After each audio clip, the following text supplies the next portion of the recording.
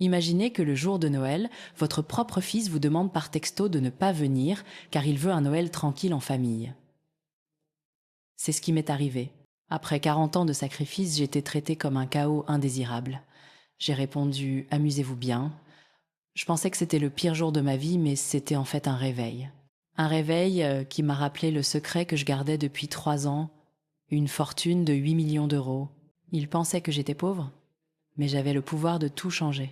Suivez mon histoire jusqu'au bout et découvrez comment un simple texto a déclenché une vengeance inattendue et m'a permis de retrouver le chemin vers ma propre vie. Et commentez avec le nom de la ville où vous m'écoutez pour que je voie jusqu'où mon récit a voyagé. J'étais assise à ma table de cuisine, buvant mon café du matin et regardant la neige tomber sur les toits de Paris lorsque mon téléphone a vibré. Un message d'Antoine. Mon cœur a fait ce petit bond qu'il faisait toujours lorsque j'avais des nouvelles de mon fils. Même à 65 ans, même après toutes ces années de déception. Nous voulons juste un Noël tranquille en famille. Ne viens pas. J'ai lu le message 3 fois avant que les mots ne s'imprègnent réellement dans mon esprit. Ne pas venir à Noël. Le Noël que je préparais depuis des mois. Achetant les cadeaux, pensant aux recettes, imaginant le visage de mes petits-enfants lorsqu'ils ouvriraient leurs paquets. Mes mains se sont mises à trembler. Pas le léger tremblement qui vient parfois avec l'âge, mais la secousse violente de quelqu'un dont le monde vient de basculer.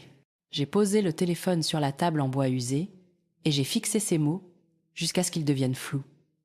28 matinées de Noël, 28 années à me lever à 5 heures du matin pour enfourner la dinde, à dresser la table avec le service en porcelaine de Limoges de ma grand-mère, à m'assurer que tout était parfait pour ma famille. Et c'est ainsi que ça se terminait, par un simple texto. J'ai repris le téléphone et avec des doigts qui refusaient de m'obéir complètement, j'ai tapé une réponse. Amusez-vous bien. 2 mots. C'était tout ce que je pouvais écrire sans m'effondrer. Le silence dans mon petit appartement me semblait suffocant. J'ai regardé les décorations de Noël que j'avais installées 3 semaines plus tôt.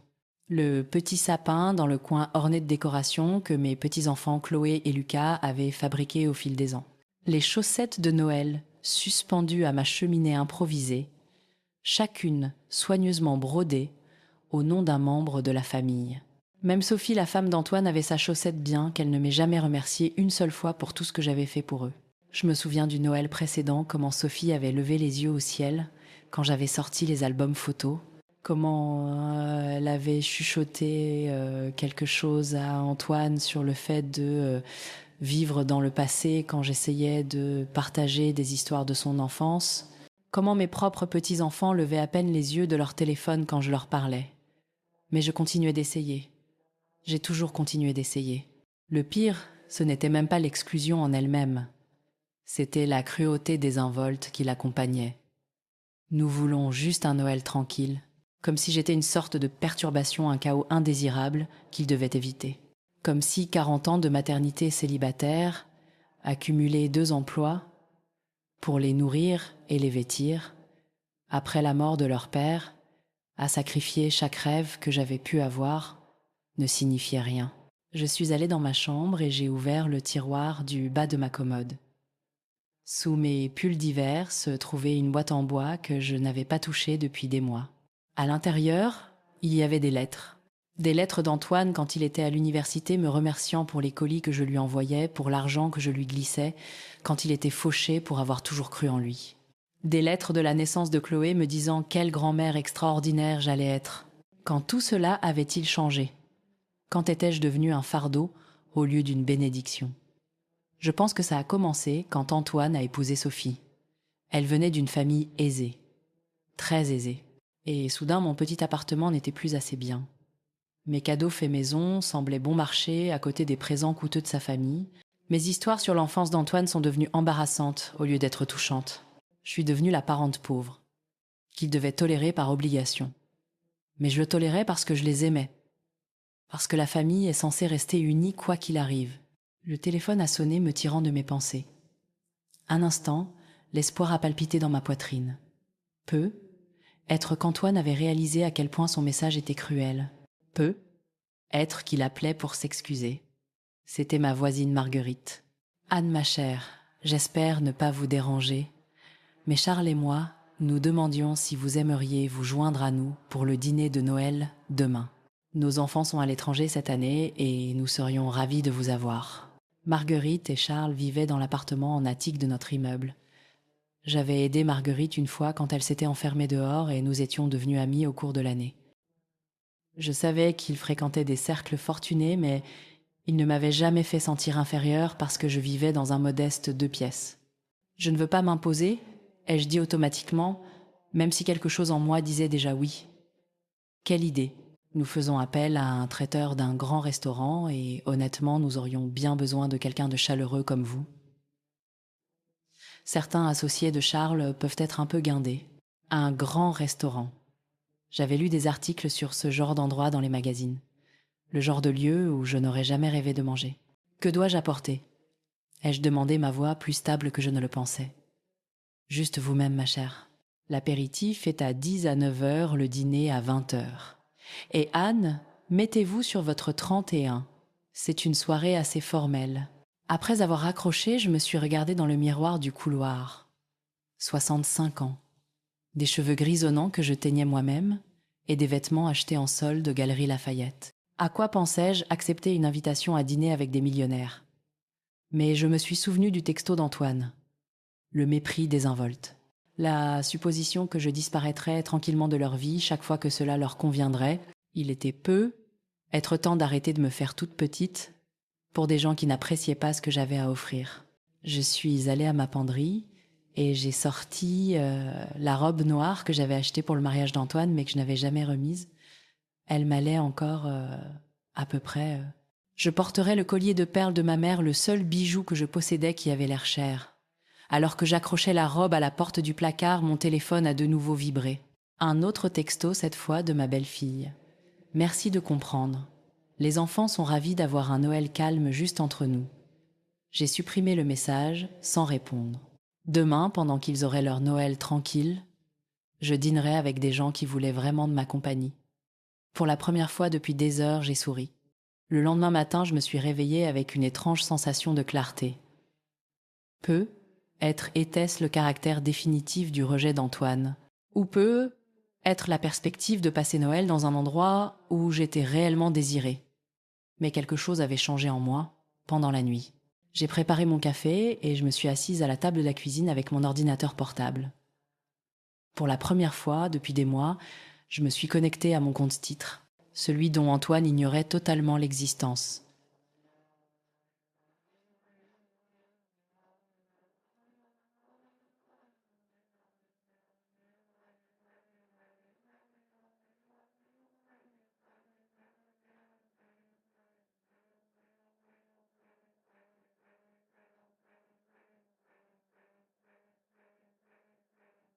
J'ai fixé le nombre sur l'écran, le même nombre que je regardais depuis 3 ans, depuis la mort de tante Hélène.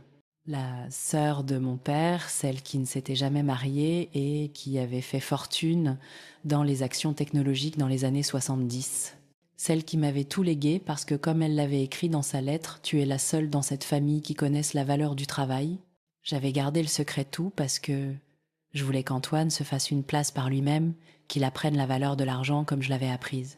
Parce que je pensais que s'il savait que j'étais riche, il ne me respecterait jamais autrement que comme un distributeur de billets. Comme je m'étais trompée. Il ne me respectait pas de toute façon. L'ironie ne m'a pas échappé. Toutes ces années où il m'empruntait de l'argent 50 € par-ci, 200 par-là. La fois où il m'avait demandé 5 000 € pour aider à payer les frais de scolarité de Chloé, promettant de me rembourser, mais sans jamais en reparler. La façon dont il soupirait quand je ne pouvais pas me permettre d'emmener les petits-enfants à Disneyland ou quand j'arrivais à leurs anniversaires avec des cadeaux faits maison au lieu des derniers jouets coûteux que leurs. Autre grand-mère apportait, la mère de Sophie Pascal, qui ne manquait jamais une occasion de rappeler qu'elle avait acheté la première voiture de Chloé, payé le camp d'été de Lucas, financé leurs vacances en famille en Europe. Pascal, qui avait la place d'honneur à chaque réunion de famille pendant que j'étais reléguée à aider en cuisine, j'avais laissé faire parce que je pensais que c'était la bonne chose à faire. Rester humble. Ne pas les gâter avec de l'argent qu'ils n'avaient pas gagné. Leur inculquer des valeurs. Mais quelles valeurs avait-il apprises? Qu'il était acceptable de me traiter comme une citoyenne de seconde zone. que mon amour et mes sacrifices ne valaient rien comparés au chéquier de Pascal. J'ai fermé l'ordinateur portable et je suis allée vers ma penderie. Derrière mes manteaux d'hiver, dans une housse que je n'avais pas touchée depuis des années, se trouvait une robe en soie rouge. De créateur. Je l'avais achetée sur un coup de tête il y a 5 ans en me disant que je la porterais pour une occasion spéciale, mais il n'y avait jamais eu d'occasion spéciale qui vaille la peine d'être célébrée, jusqu'à maintenant. Je l'ai essayée et elle m'allait mieux que dans mon souvenir. La couleur faisait ressortir la chaleur de mes yeux bruns, donnait à mes cheveux gris un air distingué plutôt que fatigué. Je ressemblais à quelqu'un qui avait des secrets, quelqu'un qui valait la peine d'être connu. L'après-midi est passé lentement. Je me suis coiffée, j'ai verni mes ongles, je me suis maquillée avec plus de soin que je ne l'avais fait depuis des années. À 10 à 8h30, j'ai enfilé la robe et les perles de ma mère et je me suis regardée dans le grand miroir.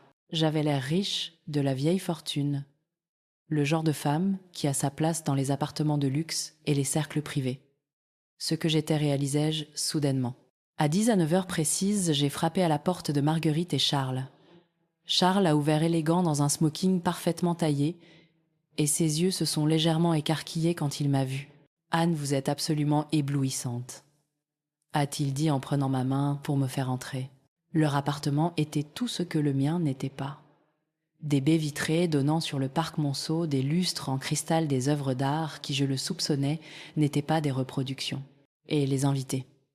J'en ai reconnu certains des pages mondaines du Figaro, même si je n'aurais jamais imaginé me retrouver dans la même pièce qu'eux. Tout le monde, je vous présente notre chère amie Anne, annonça Marguerite, apparaissant à mes côtés avec 2 coupes de champagne. C'est d'elle dont je vous parlais, cette voisine merveilleuse. La soirée s'est déroulée comme dans un film. Je me suis retrouvée en pleine conversation avec Éléonore de Valois à propos de son travail caritatif pour l'alphabétisation. J'ai discuté d'art avec un conservateur de musée.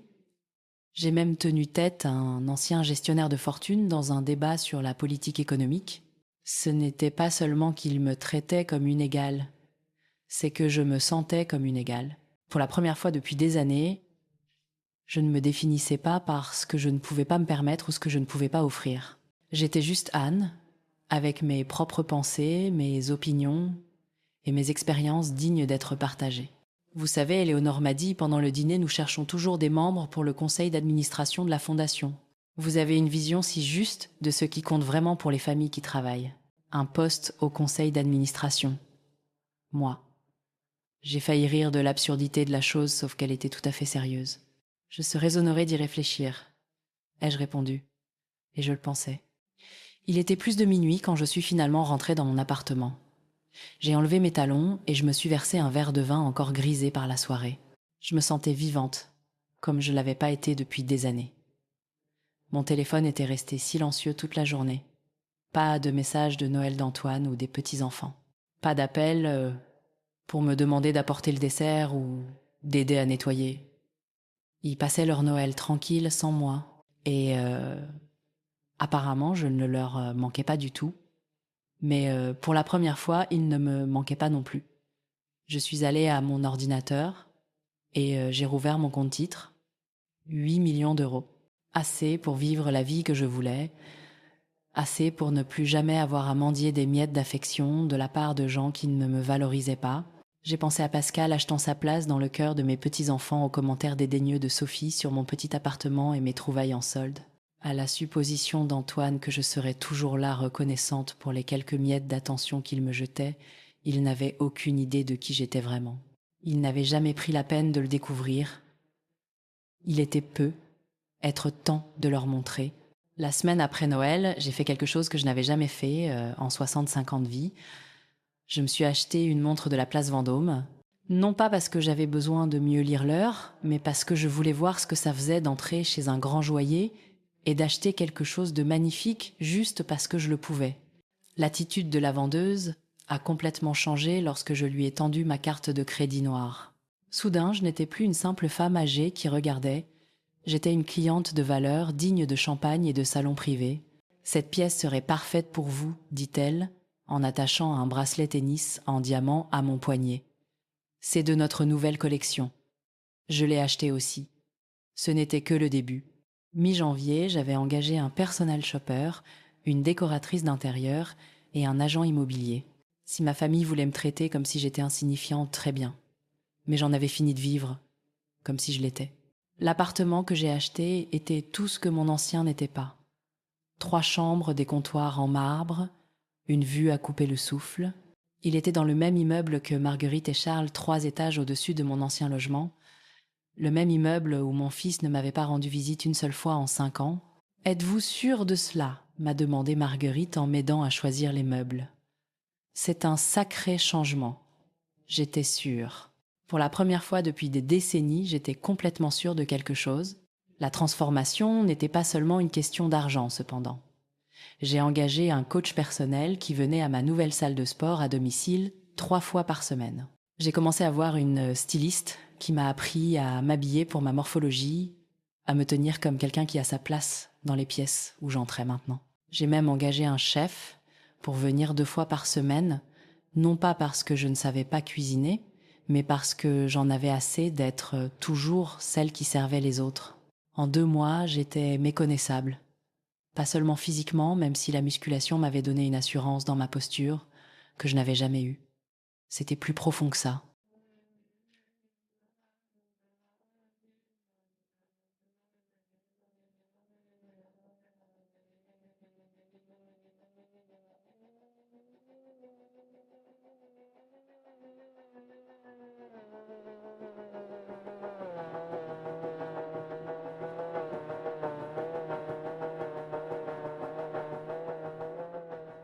Éléonore de Valois avait été sérieuse au sujet du poste au conseil d'administration.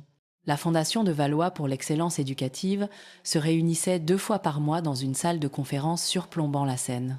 Je me suis retrouvée assise autour d'une table en acajou avec des gens dont les noms apparaissaient dans les magazines économiques discutant de subventions de plusieurs millions d'euros comme s'il s'agissait de listes, de courses. Anne apporte une perspective si précieuse, a dit Éléonore au groupe lors de ma 3e réunion. Elle comprend ce que c'est que de devoir lutter, de faire des choix entre payer les factures et investir dans l'avenir de ses enfants. Il m'écoutait quand je parlais. Vraiment. Pas la demi-attention polie à laquelle ma famille m'avait habituée, mais un intérêt sincère pour ce que j'avais à dire. Quand j'ai suggéré que nous financions des programmes de soutien scolaire dans les quartiers populaires, la salle s'est animée d'une discussion enthousiaste. À la fin de la réunion, nous avions alloué 2 millions d'euros à l'initiative. 2 millions d'euros. Plus d'argent que je n'avais jamais rêvé de pouvoir approcher, et maintenant j'aidais à décider comment le dépenser pour changer des vies. Mon agenda social s'est vite rempli. Vernissage gala de charité dîner privé dans des hôtels particuliers appartenant à des familles depuis des générations. J'ai été photographiée lors d'une collecte de fonds pour un musée aux côtés d'un milliardaire de la tech et de sa femme. La légende dans les pages mondaines disait « Anne Moreau, philanthrope et membre du conseil d'administration de la Fondation, discute des initiatives d'alphabétisation avec d'autres donateurs. Philanthrope. J'étais devenue quelqu'un digne d'un titre. Le plus étrange, c'est à quel point tout cela semblait naturel. Pas l'argent, cela m'étonnait encore chaque matin en me réveillant dans des draps de soie. Mais le respect, la façon dont les gens sollicitaient mon avis, la supposition que j'appartenais à ces espaces. C'était qui j'avais toujours été à l'intérieur simplement enfouie sous des décennies à me faire toute petite. J'ai commencé à voyager. D'abord un long week-end à Bordeaux avec Marguerite et Charles, puis une semaine à Deauville avec Éléonore. Chaque expérience était comme un réveil après un long sommeil. Les photos ont commencé à apparaître sur les réseaux sociaux en mars. Pas des photos que je postais moi-même, je comprenais à peine Instagram, mais des photos partagées par mes nouveaux amis. Anne a une vente aux enchères caritatives. Anne a une dégustation de vin riant avec la fille d'un magnat de l'immobilier. Anne a un dîner privé assise entre un juge éminent et un romancier à succès. Sur chaque photo, je ressemblais à quelqu'un qui avait sa place, quelqu'un avec de la substance, du style et des histoires à raconter. Quelqu'un qui comptait. Je ne pensais pas qu'Antoine les verrait. J'étais trop occupée à vivre ma vie pour m'inquiéter de qui pouvait observer depuis les coulisses. Mais il observait. Ils observaient tous. Le premier signe est arrivé en avril. Un texto de Sophie. La première communication de leur part depuis Noël. Maman Anne, j'espère que tu vas bien. Les enfants demandaient de tes nouvelles. Je l'ai lu 2 fois essayant de décoder cette amabilité soudaine. Maman Anne, elle ne m'avait jamais appelée comme ça. C'était Anne au mieux. Rien du tout la plupart du temps. Je n'ai pas répondu tout de suite. Je me préparais pour un dîner de bienfaisance où j'étais mise à l'honneur pour mon travail avec la fondation. La robe que j'avais choisie coûtait plus cher que ce que je dépensais autrefois pour les cadeaux de Noël de toute la famille et elle valait chaque centime. Je ressemblais à quelqu'un qui n'avait jamais eu à mendier une place à la table de qui que ce soit. 2 jours plus tard, un autre texto de Sophie. Le concert de printemps de Chloé est la semaine prochaine. Elle adorait te voir là-bas. Ça, c'était intéressant. Le dernier concert de Chloé avait eu lieu en décembre, juste avant Noël. J'avais demandé à Antoine si je pouvais venir, et il m'avait dit que c'était réservé à la famille proche. Et soudain, j'étais invitée. J'ai montré le message à Éléonore pendant un déjeuner au club. On dirait que quelqu'un a fait quelques recherches, dit-elle, en haussant un sourcil. Depuis quand n'as-tu pas eu de nouvelles ? La veille de Noël, quand ils m'ont décommandé du dîner. L'expression d'Éléonore s'est durcie. Elle connaissait l'histoire. Et maintenant ils te veulent de retour. Comme c'est pratique. C'était pratique. Suspectement pratique. Ce soir-là, alors que je dînais chez moi, mon concierge m'a appelé. « Madame Moreau, il y a une livraison pour vous. » Des fleurs. Un arrangement somptueux et coûteux. Des roses blanches et des lys. Le genre de bouquet qui coûte plusieurs centaines d'euros. La carte était signée par Antoine. Pensons à toi, maman. Affectueusement, Antoine, Sophie, Chloé et Lucas. J'ai fixé la carte pendant un long moment. 6 mois de silence, et maintenant des fleurs.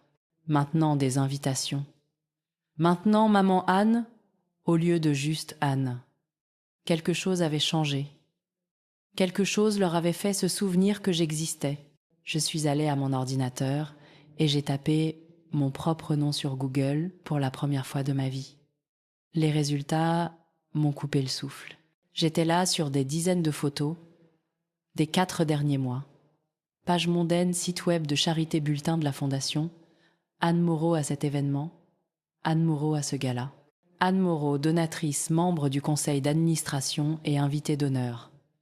Anne Moreau qui avait clairement de l'argent. Je me suis penchée en arrière sur ma chaise et j'ai commencé à rire. Non pas parce que c'était drôle, mais parce que c'était si prévisible. Je ne leur avais pas manqué. Ils n'avaient pas réalisé qu'ils avaient fait une erreur en m'excluant de leur vie. Ils avaient réalisé qu'ils avaient fait une erreur en excluant mon compte en banque. Le téléphone a commencé à sonner à 7 heures du matin, un mardi de fin avril. J'étais dans ma salle de sport au milieu de ma séance avec Marcus, mon coach, quand le premier appel est arrivé. J'ai jeté un œil à l'écran et j'ai vu le nom d'Antoine. J'ai laissé sonner. « Madame Moreau, vous voulez faire une pause ?» a demandé Marcus, remarquant ma distraction. « Non, continuons. Qui que ce soit, ça peut attendre. » Mais les appels n'ont pas cessé. Le temps que je termine mon entraînement, que je prenne ma douche et que je m'assoie pour le petit déjeuner, mon téléphone affichait 10 à 7 appels manqués tous d'Antoine. 7 appels en 2 heures. Quelle que soit la raison de cette urgence soudaine, ce n'était pas une bonne nouvelle pour lui. J'ai versé mon café et j'ai écouté le premier message vocal en regardant la ville s'étendre sous mes fenêtres. La même ville où j'avais toujours vécu, mais que je voyais maintenant sous un angle très différent. « Maman, c'est Antoine. J'ai vraiment besoin de te parler. Peux-tu me rappeler dès que tu auras ce message ? C'est important. » Sa voix avait une tension que je n'avais pas entendue depuis son adolescence. Nerveuse en demande. Le deuxième message, vocal. « Maman, je sais qu'on ne s'est pas parlé depuis un moment, mais j'ai vraiment besoin de te joindre. S'il te plaît, rappelle-moi. » Au 5e message, le désespoir était impossible à ignorer. « Maman, j'ai vu les photos en ligne des événements caritatifs. Il faut qu'on parle. S'il te plaît, rappelle-moi. » Voilà. Il avait enfin fait le lien entre les photos des pages mondaines et sa mère soudainement absente. La mère, qu'il avait écartée si nonchalamment 6 mois plus tôt, apparaissait maintenant à des galas et des réunions de fondation, portant des vêtements qui coûtaient plus cher que son prêt immobilier mensuel. J'ai mis le téléphone de côté et j'ai ouvert mon ordinateur portable. De nouvelles photos avaient été postées la veille du gala de printemps de la Fondation. J'étais assise à la table d'honneur, juste à côté de la femme du maire. La légende disait « Anne Moreau, donatrice majeure de la Fondation et membre du conseil d'administration, profite des festivités de la soirée. Donatrice majeure. C'était nouveau mais exact. J'avais signé un chèque de 50 000 € ce soir-là, à peine une égratignure sur mon compte, mais assez pour financer 3 nouveaux programmes de soutien scolaire. Le téléphone a sonné à nouveau. Cette fois, j'ai répondu « Allô Antoine ? Maman ?» Sa voix était remplie de soulagement comme s'il avait retenu sa respiration. « Dieu merci. J'essaie de te joindre toute la matinée. » « J'étais occupée. De quoi as-tu besoin ?» La franchise de ma question a semblé le prendre au dépourvu. Je n'avais jamais été directe avec Antoine. J'avais toujours été arrangeante, compréhensive, prête à tout laisser tomber quand il appelait. Il faut qu'on parle. Est-ce que je peux passer ? Je ne suis plus dans l'ancien appartement. Silence. Comment ça ? J'ai déménagé. J'habite dans l'appartement, en attique maintenant. Même immeuble, une autre vie. Un autre silence plus long cette fois. L'appartement en attique maman, ces appartements coûtent. Je sais ce qu'ils coûtent. Je pouvais presque l'entendre essayer de digérer l'information. Sa mère qui découpait les bons de réduction et faisait les soldes, qui s'excusait de ne pas pouvoir offrir de meilleurs cadeaux de Noël, vivait dans un penthouse. Est-ce que je peux monter ? J'ai regardé mon agenda. Déjeuner avec Marguerite à 13 h, une réunion de planification de la fondation, à 15 h dîner avec des donateurs potentiels à 10 à 9 h. Mes journées étaient pleines maintenant, remplies d'un but et de gens qui appréciaient mon temps. J'ai 30 minutes à 11 h. Quand il est arrivé, j'ai failli ne pas le reconnaître. Antoine avait toujours été beau, mais maintenant il avait l'air usé, plus vieux que ses 38 ans. Son costume coûteux, celui que Sophie avait probablement choisi, semblait froissé. Il avait des cernes sous les yeux.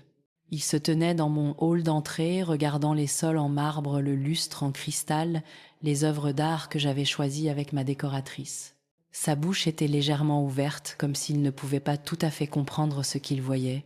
« C'est incroyable, athée, » il finalement dit.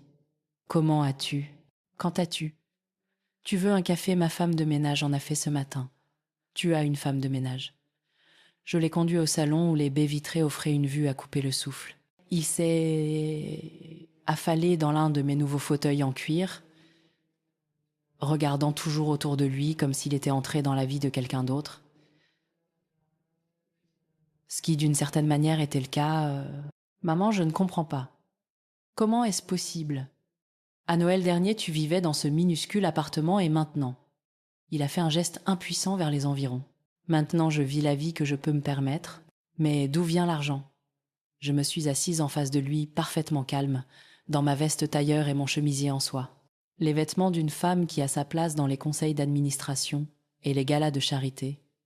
Il a toujours été là, Antoine. Tu n'as simplement jamais demandé. Son visage est devenu blême. Comment ça, il a toujours été là ?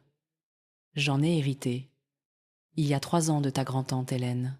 Tante Hélène t'a laissé de l'argent ? 8 millions d'euros.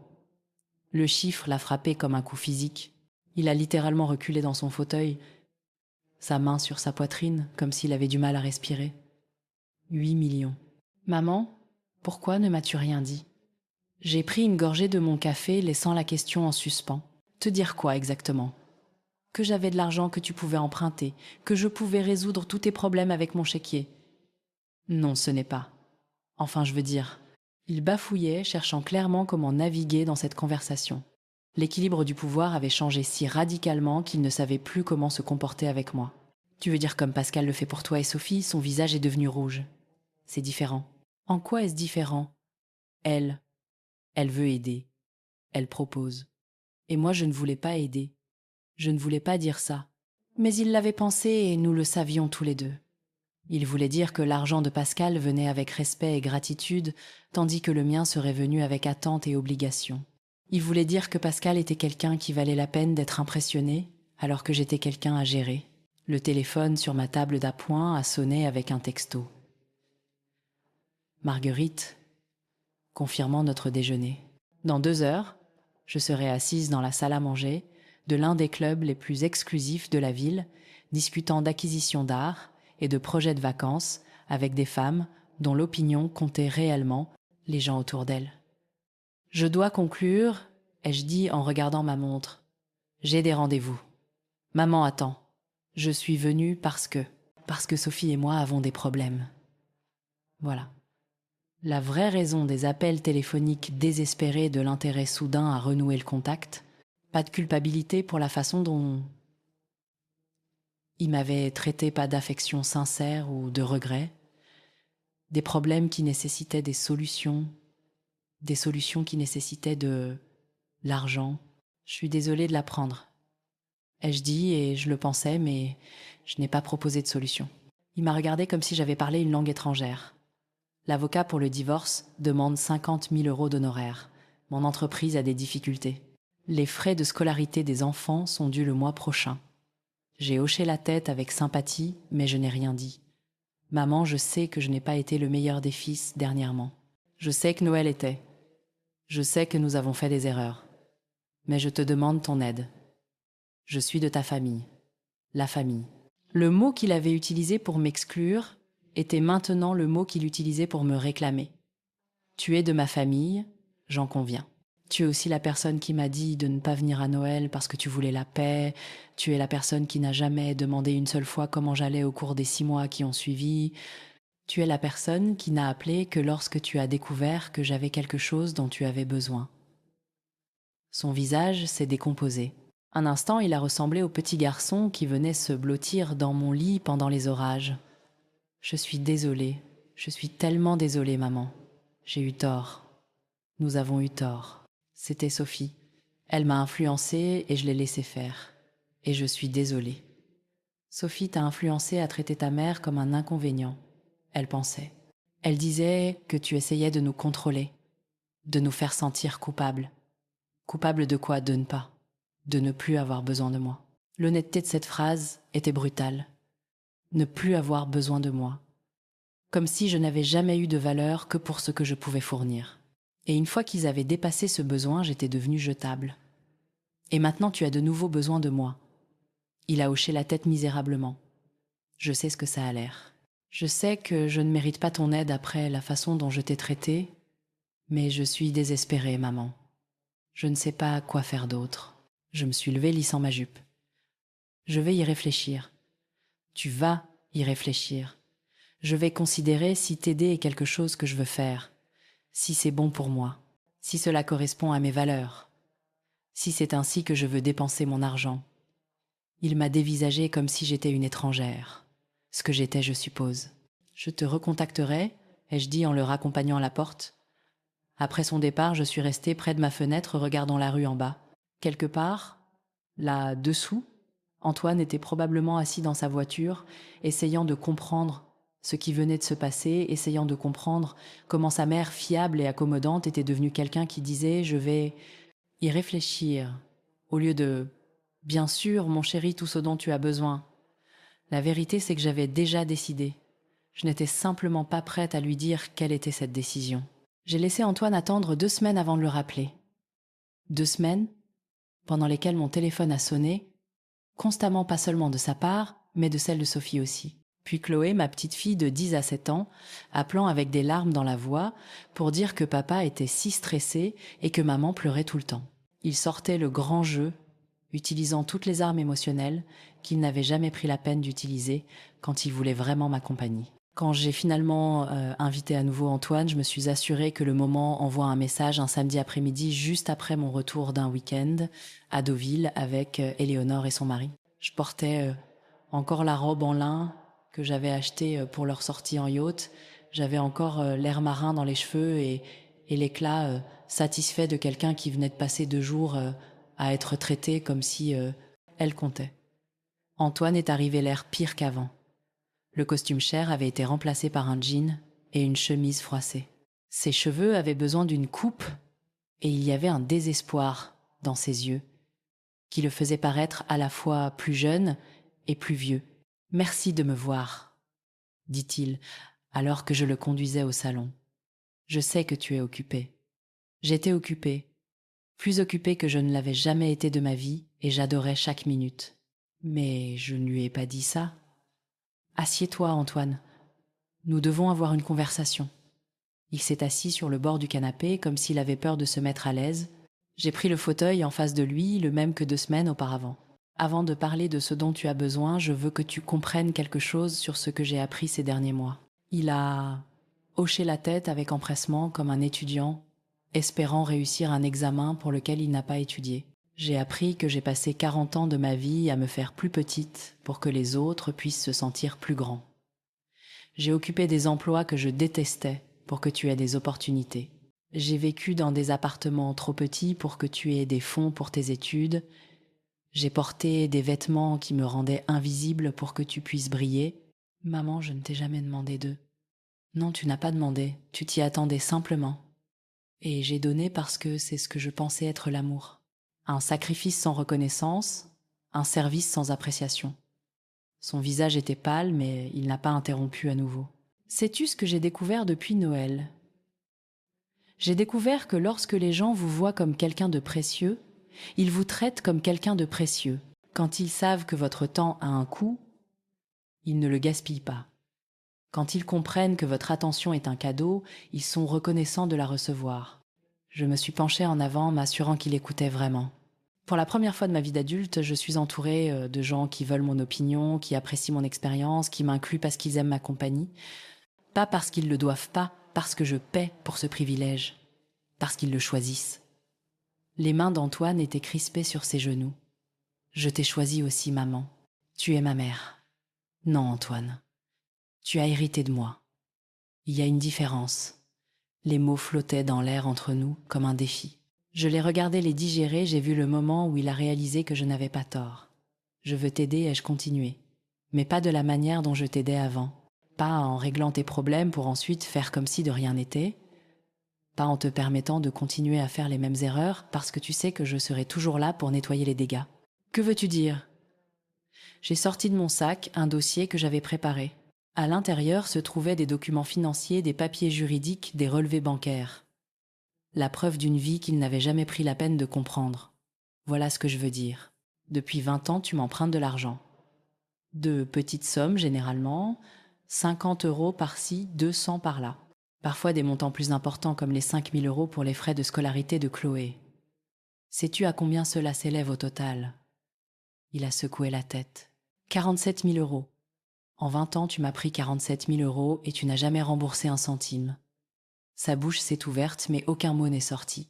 J'ai gardé une trace de chaque prêt, de chaque demande, de chaque promesse de remboursement, parce que je pensais qu'un jour tu voudrais savoir, qu'un jour tu poserais la question être même que tu essaierais de réparer les choses.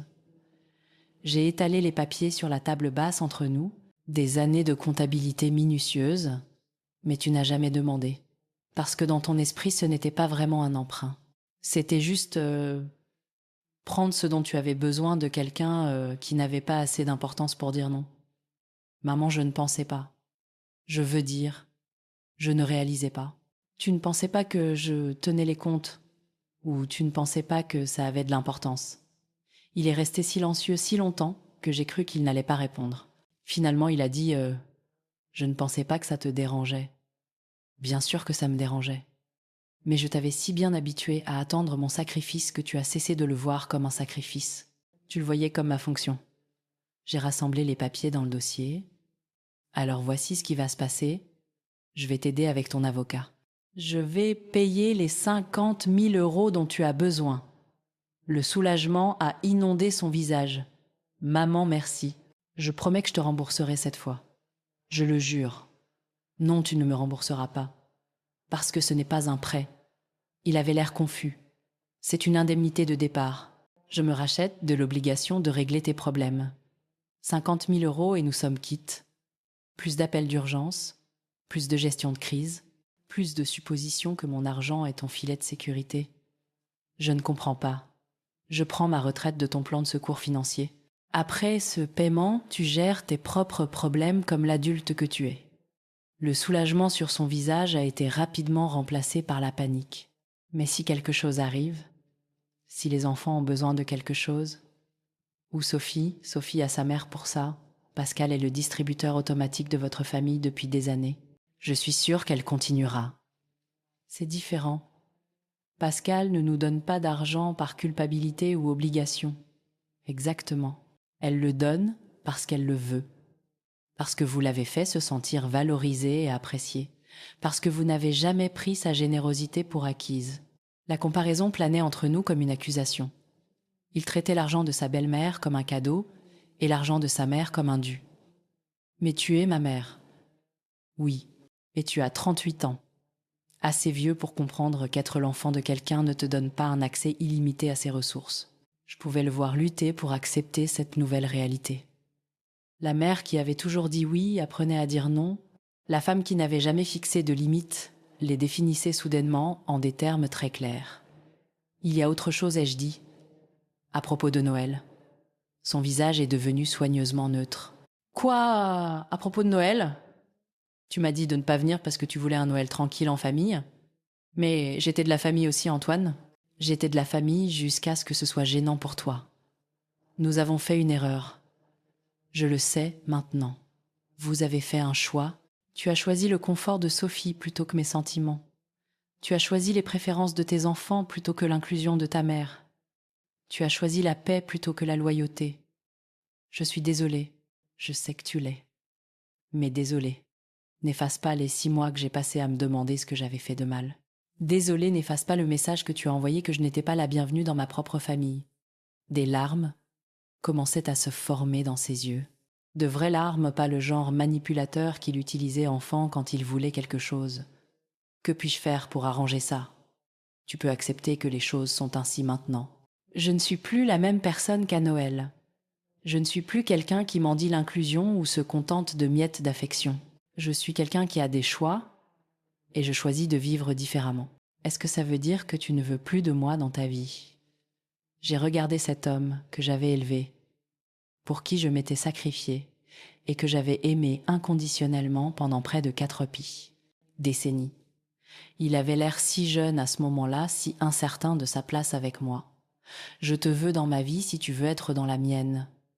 Vraiment pas seulement quand tu as besoin de quelque chose. Je veux que tu appelles parce que tu es curieux de savoir comment je vais pas, parce que tu espères que je peux résoudre un problème. Je veux que tu m'invites à des choses parce que tu apprécies ma compagnie, pas parce que tu te sens obligé. J'apprécie ta compagnie. Oh, vraiment. Quand est-ce que tu as appelé pour la dernière fois, juste pour parler? Quand est-ce que tu as posé des questions sur mes centres d'intérêt, mes amis, mes espoirs pour l'avenir? Il est resté silencieux. Je ne suis plus en colère, Antoine. J'en ai juste fini d'être prise pour acquise. Fini d'être traitée. Comme si j'avais de la chance d'être incluse dans votre vie au lieu de l'inverse. Je me suis levée lissant ma robe. Mon avocat fera virer les 50 000 € sur ton compte cette semaine. Après ça, nous repartons à zéro. Tu décides quel genre de relation tu veux avec moi, et je déciderai si c'est le genre de relation que je veux moi aussi. Il s'est levé aussi l'air perdu et incertain. Je peux te prendre dans mes bras. Je l'ai laissé faire, mais c'était différent d'avant. Moins désespéré de ma part, plus reconnaissant de la sienne. Je t'aime, maman. Je t'aime aussi, mais l'amour ne suffit plus. J'ai aussi besoin de respect. Après son départ, je me suis assise dans mon magnifique appartement, regardant ma magnifique vue. Et pour la première fois depuis Noël, je me suis sentie complètement en paix.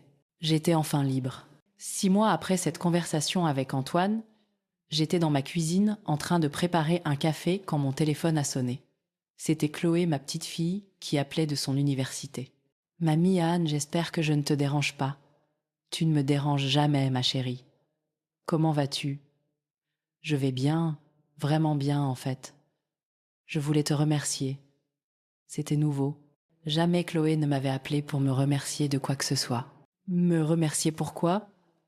Pour le fonds d'études. Papa m'a dit que tu en avais créé un pour Lucas et moi. Personne n'a jamais fait quelque chose comme ça pour moi avant.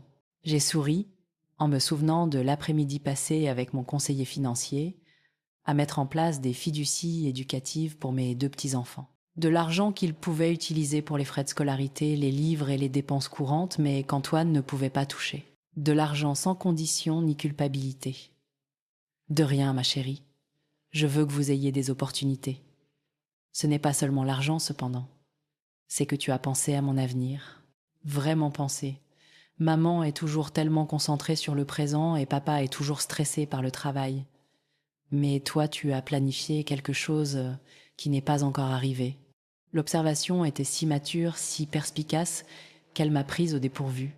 Quand Chloé était-elle devenue cette jeune femme réfléchie « Je peux te demander quelque chose, mamie ?» Bien sûr. Es-tu plus heureuse maintenant? La question m'a surprise. Que veux-tu dire? Papa dit que tu es différente depuis que tu as déménagé. Il dit que tu es plus indépendante. Et quand j'ai vu ces photos de tes événements caritatifs, tu avais l'air si heureuse. Vraiment heureuse. Je ne me souviens pas de t'avoir vue comme ça avant. J'ai réfléchi à la façon de répondre. Chloé avait 10 à 9 ans maintenant, assez grande pour l'honnêteté. Je suis plus heureuse. Je vis la vie que je veux au lieu de la vie que les autres attendaient de moi. C'est pour ça que tu ne viens plus au dîner de famille. Voilà. La question que j'attendais que quelqu'un pose. Je ne viens pas parce que je ne suis plus invitée de la bonne manière. Que veux-tu dire? J'ai versé mon café et je me suis assise. Pendant des années, j'étais invitée aux événements familiaux, comme l'aide, viens tôt pour cuisiner, reste tard pour nettoyer, apporte quelque chose de fête maison parce que ton autre grand-mère apporte quelque chose de cher. J'étais incluse mais pas vraiment la bienvenue. Chloé était silencieuse et je pouvais l'imaginer en train de digérer cette information. Mais ça a changé, j'ai changé. J'ai décidé que je préférais passer mes vacances avec des gens qui veulent vraiment de ma présence plutôt qu'avec des gens qui me tolèrent. Tu penses qu'on te tolérait? La vulnérabilité dans sa voix m'a un peu brisé le cœur. Pas toi, ma chérie. Tu étais une enfant. Mais maintenant j'ai le choix. J'appelle parce que je veux te voir. Pas parce que maman m'a dit de le faire. Pas parce que c'est une fête. Parce que tu me manques. Ce soir-là, Chloé est venue dîner dans mon appartement. Juste nous deux apprenant à nous connaître en tant qu'adultes. Elle m'a parlé de ses cours, de ses amis, de ses projets après ses études. Je lui ai parlé de mon travail à la fondation de mes voyages des cours d'art que j'avais commencé. Nous avons parlé pendant des heures. Mamie, je peux dire quelque chose qui peut sembler bizarre? Bien sûr. Je pense que tu es plus cool maintenant que tu ne l'as jamais été. Tu as cette confiance comme si tu savais qui tu es et que tu ne t'en excusais pas. Quand j'étais petite, tu semblais toujours essayer de rendre tout le monde heureux. Maintenant, tu as l'air d'essayer de te rendre heureuse. C'est mal. Tu plaisantes. C'est incroyable. Je veux être comme ça quand j'aurai ton âge. Quand Chloé est partie, elle m'a serré plus fort dans ses bras qu'elle ne l'avait fait depuis qu'elle était petite. On peut refaire ça, juste nous deux. Toi tout veoche. 2 semaines plus tard, Lucas a appelé. Mon petit-fils cadet, maintenant âgé de 16 ans. Mamie Anne, papa a dit que tu ne viendras peu. Être plus à Noël cette année. C'est exact. Je peux demander pourquoi. J'ai expliqué de la même manière qu'à Chloé. Et si je voulais que tu sois là, vraiment, pas seulement parce que maman dit que la famille doit être ensemble. Alors nous trouverons un moyen de célébrer ensemble. Être pas le jour de Noël, mais notre propre célébration. Tu m'apprendrais à cuisiner le gratin que tu faisais? Bien sûr. Alors Lucas a commencé à venir un samedi sur 2. Nous cuisinions ensemble et je lui racontais des histoires sur son père enfant, sur son grand-père, qu'il n'avait jamais connu, sur l'histoire familiale que personne d'autre ne semblait intéressé à préserver. La vraie surprise est venue en novembre. Antoine a appelé et pour une fois ce n'était pas. Parce qu'il avait besoin de quelque chose. Maman, je voulais te parler de Noël. Je sais que tu ne viens pas chez nous et je comprends pourquoi. Mais je me demandais, serais-tu d'accord si je venais te voir, juste moi, le matin de Noël, avant que tout le chaos ne commence? La demande était si inattendue que je n'ai pas répondu tout de suite. Je ne demande rien, a-t-il continué. Je veux juste passer un peu de temps avec ma mère, si tu veux bien de moi. Et Sophie et moi travaillons sur notre relation. Une partie de ce travail consiste, pour moi, à apprendre à entretenir les relations qui comptent, pour moi qu'elles correspondent ou non à son plan sur la façon dont les choses devraient être. C'était la chose la plus mature que je l'ai jamais entendu dire. J'aimerais beaucoup, lui ai-je dit. Le matin de Noël, Antoine est arrivé à 10 heures avec un thermos de café et un sac de viennoiserie de ma pâtisserie préférée, celle que j'avais mentionnée en passant des mois auparavant. Il s'en était souvenu. Nous nous sommes assis dans mon salon, regardant la neige tomber sur la ville, et nous avons parlé. Vraiment parlé. Il m'a posé des questions sur mon travail à la fondation, sur mes voyages, sur les cours d'art dont Chloé avait parlé. Je lui ai posé des questions sur son entreprise, son mariage, ses espoirs pour la nouvelle année. Je te dois des excuses, a-t-il dit, alors qu'il se préparait à partir, pour toutes les années précédentes, pour avoir traité ta générosité comme si elle était mon dû, pour avoir pris ton amour pour acquis, pour ne t'avoir jamais vu comme une personne avec ses propres rêves et besoins. Qu'est-ce qui a changé ? Te voir vivre différemment, voir à quel point tu es heureuse quand tu n'essayes pas constamment de t'occuper de tout le monde. J'ai réalisé que je ne m'étais jamais demandé ce qui te rendrait heureuse. Et maintenant je peux le voir. Tu es plus heureuse que je ne t'ai jamais vue et je suis fière de toi d'avoir choisi de penser à toi. Après son départ, je me suis assise dans mon bel appartement entourée par la vie que je m'étais construite et j'ai ressenti quelque chose que je n'avais jamais ressenti auparavant. Un contentement total. Mon téléphone a vibré de messages tout au long de la journée, Chloé envoyant des photos de son bénévolat, Lucas montrant le dîner qu'il avait cuisiné avec l'une de mes recettes, Marguerite et Charles m'invitant à les rejoindre pour le champagne plus tard. Des gens qui choisissaient de m'inclure dans leur vie parce qu'ils le voulaient. Ce soir-là, je me tenais sur mon balcon regardant les lumières de la ville vêtue d'un peignoir en cachemire, qui coûtait plus cher que mes courses d'un mois auparavant. Et j'ai pensé à la femme que j'étais 1 an plus tôt. La femme qui avait accepté l'exclusion comme prix de la paix, elle avait disparu maintenant remplacée par quelqu'un qui comprenait sa propre valeur, quelqu'un qui connaissait la différence entre être aimé et être utilisé, quelqu'un qui avait appris que les meilleures relations sont choisies pas héritées. Mon téléphone a sonné. Éléonore, appelant de son chalet à Megève. Anne, ma chérie, j'espère que tu as passé un merveilleux Noël. Je voulais te dire que le conseil d'administration de la Fondation a voté hier. Nous aimerions que tu présides le comité éducatif l'année prochaine. Présider le comité. Moi dirigeant des réunions, prenant des décisions qui affecteraient l'avenir de milliers d'enfants. Je serai honorée. Merveilleux. Oh, et Richard et moi, organisons un petit dîner à notre retour. Juste 8 ou 10 personnes très intimes. Tu dois absolument venir. Après avoir raccroché, je me suis versé un verre de vin et je l'ai levé en un toast à l'appartement vide, à la vie que j'avais choisie, à la femme que j'étais devenue. À de nouveaux commencements, ai-je dit à voix haute, et quelque part dans la ville en bas, ma famille apprenait à sentir mon absence correctement. Apprenait à valoriser ce que j'offrais au lieu de le prendre pour acquis. Apprenait que l'amour sans respect n'est pas vraiment de l'amour du tout. Je leur avais donné le plus beau des cadeaux, l'opportunité de me choisir librement, sans obligation ni culpabilité. Certains d'entre eux se montraient à la hauteur, d'autres non. Mais, pour la première fois de ma vie, c'était leur choix à faire pas le mien. J'étais enfin complètement magnifiquement libre. Maintenant, je suis curieuse de vous connaître, vous qui avez écouté mon histoire. Que feriez-vous à ma place ? Avez-vous déjà vécu quelque chose de similaire ? Commentez ci-dessous. En attendant, je vous laisse sur l'écran final 2 autres histoires qui sont les favorites de la chaîne et qui vous surprendront certainement. Merci de m'avoir écouté jusqu'ici.